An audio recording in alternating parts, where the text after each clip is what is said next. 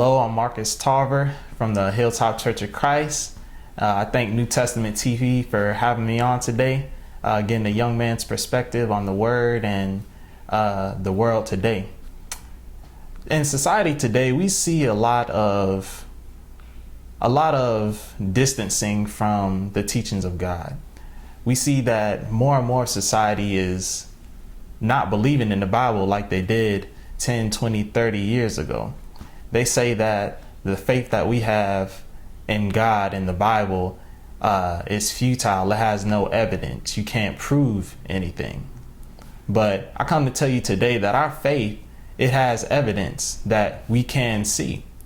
If you turn to Hebrews 11:1, the Bible says, "Now faith is the substance of things hoped for, the evidence of things not seen."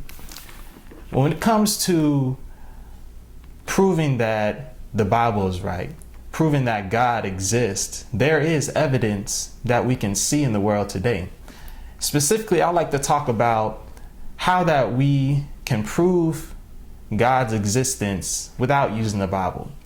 Many people, like I said, they're not believing in the Bible as much today. They're looking for quote unquote logical explanations for the existence of God and the existence of spiritual things.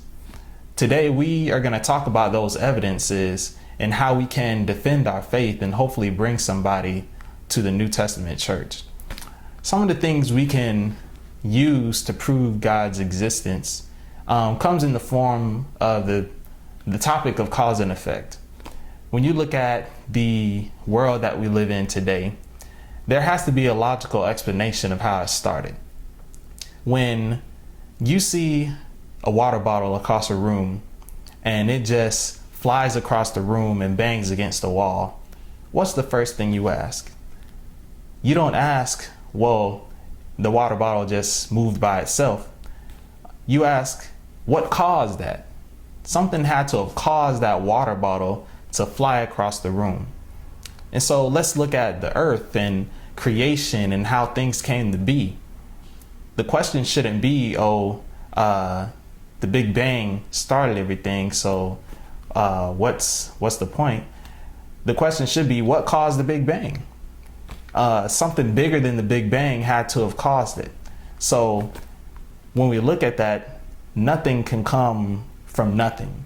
The theory of the Big Bang just comes from who knows where. But something had to have caused the Big Bang. If there was nothing before the Big Bang, what was there to cause it? Nothing. But if we think logically, if there is a superior, all-powerful God who caused the creation of the world, then that makes perfect logical sense. So there's cause and effect that we can look at. We can also look at the concept of design.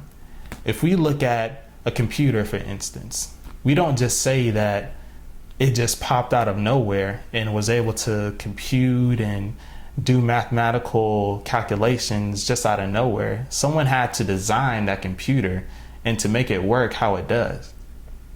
The same thing with the world and the components of the world we see today. How we're able to breathe in oxygen and breathe out carbon dioxide. How we're able to see trees growing and animals living and people conversing and going about their day. When you look at things like that, it couldn't have just popped out of nowhere. The logical explanation is that the all-powerful supernatural God created the world and all the things in it and all the complexities that are therein. But one last thing, not last, there's actually more evidences we can use, but the one I like to go in depth about today to prove God's existence is the concept of morality, moral rights and moral wrongs. When we look in the world today, we see many people, they are giving to charity. They are helping the needy. They are feeding people. They're clothing people, giving people's homes. Now, when we look at this, we say that's morally right. But why? Why is it right for these people to give to the needy? Or if we don't give to the needy and steal from the needy, why is it wrong? We may ask that to someone and their answer might be, Well, it's what the majority says is right. The majority says it's right to not steal, to not kill, to not do whatever. But when we look at the concept of the majority, there's a flaw in that answer. When we go back to the time of Hitler and Nazi Germany, the majority of the country there thought that it was morally right to round up Jews, box them in cars, to beat them, kill them, rape them, experiment on them like they weren't humans. The majority thought that was right. Was it right? The same thing with slavery. When the people, they would box them up in ships, stuff them in, actually, make them travel long distances, force them to work, beat them, rape them, enslave them. The majority of the people then thought that was right. But was it right? See, the majority can't determine what is right because we're just human, and humans cannot fully grasp what right and wrong is without outside help. So then we ask the question again, where does right and wrong come from? Well, some scientists believe, some people believe that right and wrong came from evolution. We eventually evolved morality sometime throughout the evolutionary timeline. That answer doesn't have very much merit either.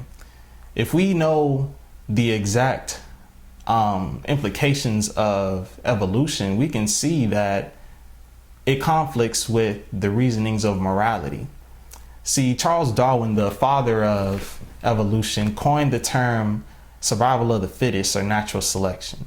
That basically means that the stronger organisms in their environment that are adapted better than the weaker organisms are destined to live, and those weaker organisms are destined to die. And that's somehow how we get all the species and different organisms that we have today. But in simple terms, it means that the strong will live and the weak will die, and there's nothing we can do about it. So let's put that theory in today's mindset. Let's say we have a strong man at the base of a strong rushing rapid river, and he sees a child off in the distance of that river drowning.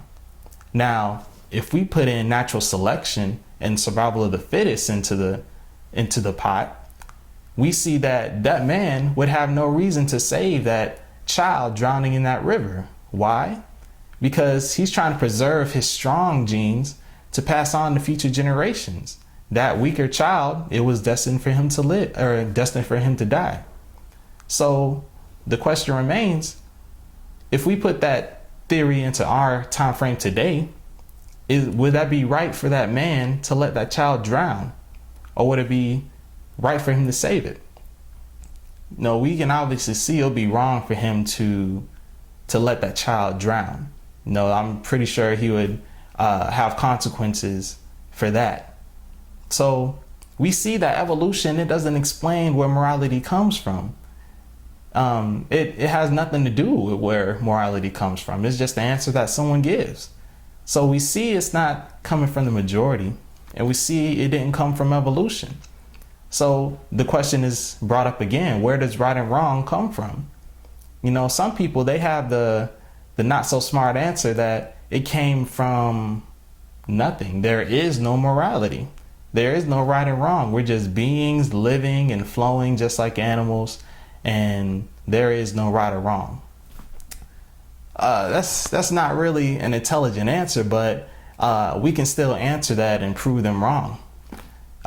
If someone were to burst down your door late at night, steal all your stuff, kill one of your children or whoever's there, and leave, if there was no right and wrong, what kind of punishment would that man have? Nothing. It would be right in his eyes, and he'd just do it again if he wanted to. Let's say that someone steals babies from Winter Haven Hospital or whatever hospital you're at, and you know he has them and he does whatever with them. What's the consequences for it if there's no more right and wrong? Nothing. There has to be more right and wrong, because without it, there'll be total chaos in the world. People would do what is right in their own eyes, and they wouldn't have any remorse about it, and there will be no consequences about it. But we obviously see that in the world there is right and wrong. That's the reason we have police officers. That's the reason we have the military, to keep up these right and wrongs that we have. But the question is brought up again: where does right and wrong come from? We know that it's not from the majority. We know that it's not from evolution. The only logical explanation is that in the beginning, God, when he created the world, he created man, told man what was right and what was wrong. Hopefully we all can follow the evidence in the world to show us that God does exist. And if God exists, then his word exists. And we need to listen to his word and see what he has to say. Thank you. New Testament TV. There is a way, only one way. Jesus said, I am the way. There is a way, only